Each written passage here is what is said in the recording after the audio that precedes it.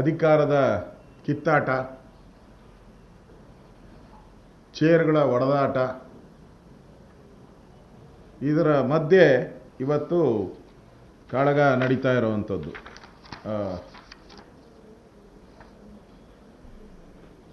ನಾನು ಇಷ್ಟು ದಿನವೂ ಕೂಡ ಸಿ ಎಂ ಮತ್ತು ಡಿ ಸಿ ಎಂ ಮಧ್ಯೆ ಕಚಾಟ ನೋಡ್ತಾ ಇದ್ದೆ. ನಾನು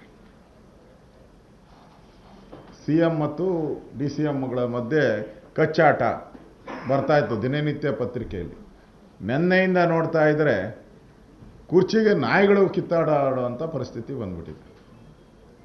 ಅಂದರೆ ಅವು ನಾಯಿಗಳಿಗೂ 3ನೇ ಮಹಡಿಯ ಯೋಗ ಅಂತ ಮಹದೇವಪ್ಪನವ್ರು ಹೇಳಿರೋದು, ನಾನಲ್ಲ, ಮಹದೇವಪ್ಪನವ್ರು ಹೇಳಿದ್ದಾರೆ.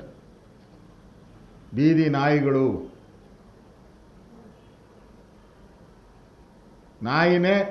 ಬಾಲನೇ ನಾಯಿ ನಾಡಿಸ್ತಾ ಇದೆ, ಸುಪ್ರೀಂ ಕೋರ್ಟ್ ಹೇಳಿದೆ ಈ ನಾಯಿಗಳನ್ನೆಲ್ಲ ಒಳಕ್ಕಾಕು ಅಂತೇಳಿ. ಅದಕ್ಕೆ ಡಿ ಕೆ ಸುರೇಶ್ ಅವರು ಹೇಳಿದ್ದಾರೆ, ನಾವೆಲ್ಲ ನಿಯತ್ತಿನ ನಾಯಿಗಳು, ನಾವು ಬೀದಿ ನಾಯಿಗಳಲ್ಲ. ಅವರೇ ಹೇಳಿಕೆ, ಡಿ ಕೆ ಸುರೇಶ್ ಅವರು, ನಾವು ನಿಯತ್ತಿನ ನಾಯಿಗಳು. ಅಂದರೆ ಬೀದಿ ನಾಯಿಗಳು ಯಾರು ಈಗ ಕಾಂಗ್ರೆಸ್ಸಲ್ಲಿ? ಹಂಗಾರೆ ಹೇಳ್ಬೇಕಲ್ಲ. ಈಗ ನಂದಲ್ಲ ಇದು ಯಾವುದೂ, ಎಲ್ಲ ಮಹದೇವಪ್ಪಂದೆ. ನಾನು ಏನು ಹೇಳಿದ್ರು ಮಹದೇವಪ್ಪ ಜಾಯಿನ್ ಮಾಡ್ಕೊಂಬಿಡಿ, ಮಹದೇವಪ್ಪ. ಈಗ ಡಿ ಕೆ ಶಿವರು ಹೇಳಿದ್ರೆ ನಾವು ನಿಯತ್ತಿನ ನಾಯಿಗಳು. ಕಾಂಗ್ರೆಸ್ಸಲ್ಲಿ ನಾವು ನಿಯತ್ತಿನ ನಾಯಿಗಳು. ಬೀದಿ ನಾಯಿಗಳು ಯಾರು? ಹಂಗಾರೆ ಮಹದೇವಪ್ಪನವರ ಅಲ್ಲ, ಅವ್ರು ಹೇಳಿರೋ ಪ್ರಕಾರ, ನಂದಲ್ಲ ಇದು. ಅಂದರೆ ಈ ನಾಯಿಗಳ ಕಚ್ಚಾಟ, ಬೀದಿ ನಾಯಿ ಮತ್ತು ನಿಯತ್ತಿನ ನಾಯಿ. ಅಂದರೆ ಇಡೀ ನಾಯಿಗಳ ಸಮುದಾಯನೇ ಇವತ್ತು, ನಾಯಿಗಳ ಸಮುದಾಯನೇ ಸಂತೋಷ ಪಡ್ತಾ ಇದ್ದಾರೆ. ನಮಗೂ ಯೋಗ 3ನೇ ಮಹಡಿಯ ಯೋಗವನ್ನು ಕೊಟ್ಟಿದ್ದಾರೆ ಮಹದೇವಪ್ಪನವರು. ಒಂದು ಕಡೆ ನಮ್ಮ ಸ್ಪೀಕರ್ ಅವರು ನಾಯಿಗಳನ್ನೆಲ್ಲ ಹಿಡಿದು, ವಿಧಾನಸೌಧದಲ್ಲಿರೋ ನಾಯಿಗಳನ್ನೆಲ್ಲ ಹಿಡಿದ್ಬಿಟ್ಟು ಎಲ್ಲನ ಒಂದು ಕಡೆ ಅವ್ರಿಗೆ ಗೂಡು ಕಟ್ಟೋಣ ಅಂತ ಮಾಡ್ತಾ ಇದ್ದಾರೆ, ಗೂಡು ಹುಡುಕ್ತಾ ಇದ್ದಾರೆ. ಇಲ್ಲಿ ನೋಡಿದ್ರೆ ಮಹದೇವಪ್ಪನವರು 3ನೇ ಮಹಡಿಯ ಒಂದು ಸುವರ್ಣ ಅವಕಾಶವನ್ನು ಕೊಡ್ತಾ ಇದ್ದಾರೆ.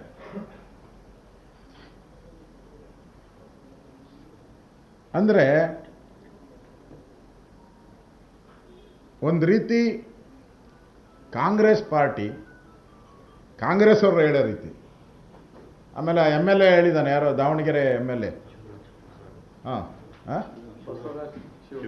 ಶಿವಗಂಗಾ, ಅವ್ರು ಹೇಳಿದ್ದಾರೆ, ನಾವು ನಾಯಿ ಆದರೆ, ಅವ್ರು ಹೇಳಿರೋದು, ನಂದಲ್ಲ ಇದು, ನಂದಲ್ಲ, ಅವರು ಶಿವಗಂಗಾ ಹೇಳ್ಯಾರ, ನಾವು ನಾಯಿ ಆದರೆ ನೀನೇನು ಅಂತ ಕೇಳಿದ್ದಾರೆ.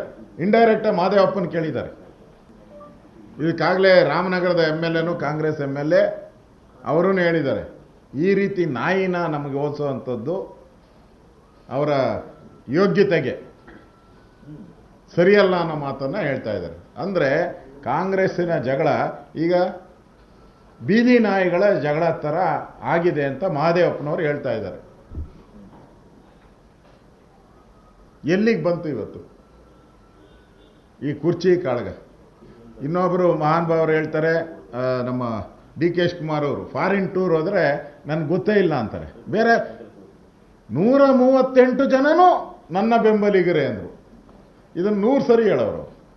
138, ಇವಾಗ ಹೋಗಿರೋರು 20 ತೆಗೆದು ಹಾಕ್ಬೇಕಲ್ಲ. ಹಂಗಾರೆ ನಿಮಗೆ 138 ಎಲ್ಲೈತೆ? ಈಗ 118 ಆಗೋತೈತೆ ನಿಮಗೆ. ಅವರೂ ಸಿದ್ದರಾಮಯ್ಯನವರು ಸೇರಿಸಿ ನನ್ನ ಬೆಂಬಲಿಗರೇ ಅಂತ ಹೇಳ್ತಿರಲ್ಲ. ಇವರು ಫಾರಿನ್ ಟೂರ್ಗೆ ಹೋದವರೆಲ್ಲ ಯಾರು ಬೆಂಬಲಿಗರು? ಇವರೆಲ್ಲ ಪಕ್ಕ ಸಿದ್ದರಾಮಯ್ಯನವರ ಬೆಂಬಲಿಗರು. ಈಗ ಹೋಗಿರೋರು ಪೂರ್ತಿ ಪಕ್ಕ ಸಿದ್ದರಾಮಯ್ಯನವರ ಬೆಂಬಲಿಗರು ಇವರು. ಇದು ಫಸ್ಟ್ ಜಲಕ್ಕಷ್ಟೇ. ಡಿ ಕೆ ಶಿವಕುಮಾರ್ ಅವರಿಗೆ ಒಂದು ಜಲಕ್ ಕೊಟ್ಟವ್ರೆ, ಒಂದು ಸ್ಮಾಲ್ ಪ್ರಿಕ್ ಇಂಜೆಕ್ಷನ್, ಒಂದು ಇಂಜೆಕ್ಷನ್ ಕೊಟ್ಟವ್ರಷ್ಟೇ. ಇದಕ್ಕೆ ಸರಿ ಹೋಗಲಿಲ್ಲ ಅಂತ ಹೇಳಿದ್ರೆ ಇನ್ನು ಕಂಟಿನ್ಯೂಸ್ ಎಲ್ಲ ಫ್ಲೋ, ಎಲ್ಲ ಫಾರಿನ್ನಾಗೆ ಹೊರಟೋಗ್ತಾರೆ, ಫಾರಿನ್ ಟೂರೇ ಹೋಗ್ತಾರೆ. ಮತ್ತು ಒಪ್ಪಂದ ಆಗಿಲ್ಲ ಅಸೆಂಬ್ಲಿಯಲ್ಲೇ ಹೇಳಿದರು ನನಗೆ, ನನ್ನ ಪ್ರಶ್ನೆಗೆ ವಿಧಾನಸಭಾ ಅಧಿವೇಶನದಲ್ಲಿ ಬೆಳಗಾವಿಯಲ್ಲಿ ನಾನು ಕೇಳಿದೆ, ನೀವು ಪರ್ಮನೆಂಟಾ ಅಂತ ಹೇಳಿದೆ. ನಾನೇ ಯಾವ ಅಗ್ರಿಮೆಂಟೂ ಆಗಿಲ್ಲ. ಯಾರು ಹೇಳಿದ್ರು ನಿನಗೆ ಅಂತ ನನ್ನೇ ಕೇಳಿದ್ರು. ಅಗ್ರಿಮೆಂಟ್ ಆಗಿಲ್ಲ, ಯಾವ ಒಪ್ಪಂದನೂ ಆಗಿಲ್ಲ. ನಾನೇ ಈ ಬಡ್ಜೆಟನ್ನು ಮಂಡಿಸ್ತೀನಿ, ಮುಂದಿನ ಬಡ್ಜೆಟ್ಟು ನಾನೇ ಮಂಡಿಸ್ತೀನಿ, 5 ವರ್ಷ ನಾನೇ CM ಅಂದರು. ಈಗ DK ಶಿವಕುಮಾರ್ ಏನು ಹೇಳ್ತಾ ಇದ್ದಾರೆ, ಒಪ್ಪಂದ ಆಗಿರೋದು ನಿಜ.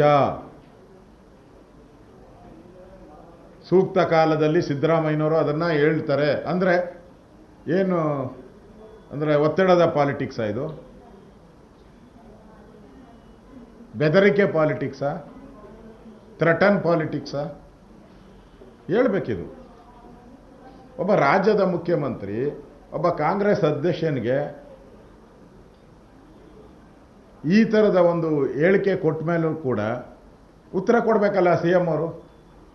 ಒಪ್ಪಂದ ಆಗಿದೆ ಇಲ್ಲ ಅನ್ನೋದು ರಾಜ್ಯದ ಜನತೆ ಆಯ್ಕೆ ಮಾಡಿರೋ ಜನಕ್ಕಾದರೂ ಹೇಳ್ಬೇಕು ನೀವು, ವಿರೋಧ ಪಕ್ಷಕ್ಕೆ ಬೇಡ. ರಾಜ್ಯದ ಜನಕ್ಕಾದರೂ ಹೇಳಿ ಒಪ್ಪಂದ ಆಗಿದೆಯೋ ಇಲ್ಲೋ ಅಂತ. ಕಾಂಗ್ರೆಸ್ ಪಾರ್ಟಿ ಪ್ರೆಸಿಡೆಂಟ್ ಹೇಳ್ತಾರೆ ಉಪಮುಖ್ಯಮಂತ್ರಿ ಒಪ್ಪಂದ ಆಗಿದೆ ಅಂತ. ಒಪ್ಪಂದ ಆಗಿದ್ರೆ ಎಲ್ಲಿವರೆಗೂ ಒಪ್ಪಂದ ಆಗಿದೆ? 6 ತಿಂಗಳಾಗಿದೆಯಾ, ವರ್ಷ ಆಗಿದೆಯಾ, 3 ವರ್ಷ ಆಗಿದೆಯಾ? ಹೇಳಿ. ರಾಜ್ಯದ ಜನತೆಗೆ, ನಿಮ್ಮನ್ನು ಆಯ್ಕೆ ಮಾಡಿದ ಜನತೆಗೆ ಗೊತ್ತಾಗಬೇಕಿದು.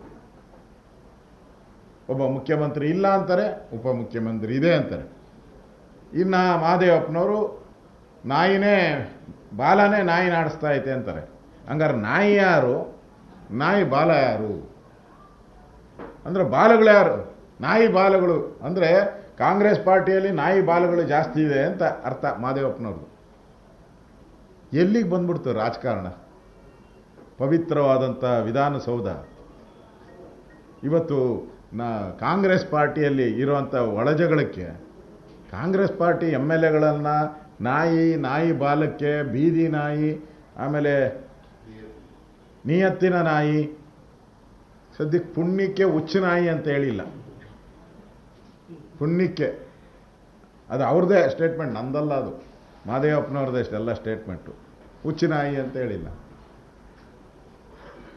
ಆ ಪರಿಸ್ಥಿತಿಗೆ ಇವತ್ತು ನಗೆಪಾಟ್ಲು ಮಾಡಾಕ್ಬಿಟ್ಟಿದ್ದಾರೆ. ಒಟ್ಟಿನಲ್ಲಿ ಇಡೀ ಮುಖ್ಯಮಂತ್ರಿ ಚೇರನ್ನು ಒಂದು ನಗಪಾಟಿಗೆ ಇರುವಂಥ ಚೇರ್ ಅದು ಇವತ್ತು.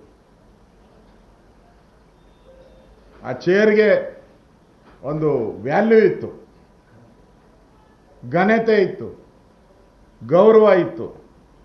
ಅದೆಲ್ಲ ಈ ನಾಯಿ ವಿಚಾರ ಬಂದ ಮೇಲೆ ಮಣ್ಣು ಪಾಲಾಗೋಯ್ತು ಇವತ್ತು. ಇಷ್ಟಾದರೂ ಕಾಂಗ್ರೆಸ್ ಹೈಕಮಾಂಡು ರಾಹುಲ್ ಗಾಂಧಿಯವರೆಗೂ, ಗೌರವಾನ್ವಿತ ರಾಹುಲ್ ಗಾಂಧಿಯವ್ರಿಗೆ, ಅವ್ರಿಗೆ ಪಾಪ ನಾಯಿನ ಕಂಡ್ರೆ ಭಾಳ ಪ್ರೀತಿ. ಅವರು ರೆಗ್ಯುಲರಾಗಿ ಯಾವಾಗ ನಾಯಿನೇ ಇಟ್ಕೊಂಡಿರ್ತಾರೆ. ಅವರು ಬಿಸ್ಕೆಟ್ ಹಾಕ್ತಾನೆ ಇರ್ತಾರೆ. ಅವರು ಇಂಪೋರ್ಟೆಡ್ ಬಿಸ್ಕೆಟ್ಗಳನ್ನ ಹಾಕ್ತಾನೆ ಇರ್ತಾರೆ. ಯಾವ ಸ್ಥಿತಿಗೆ ತಂದುಬಿಟ್ರಿ ನಮ್ಮ ಕರ್ನಾಟಕವನ್ನು? ನಿಮ್ಮ ಜಗಳದಿಂದ, ನಿಮ್ಮ ಅಗ್ರಿಮೆಂಟಿಂದ, ನಿಮ್ಮ ಒಳಜಗಳದಿಂದ ರಾಜ್ಯದ ಆಡಳಿತ ಕುಸಿದೋಗಿದೆ.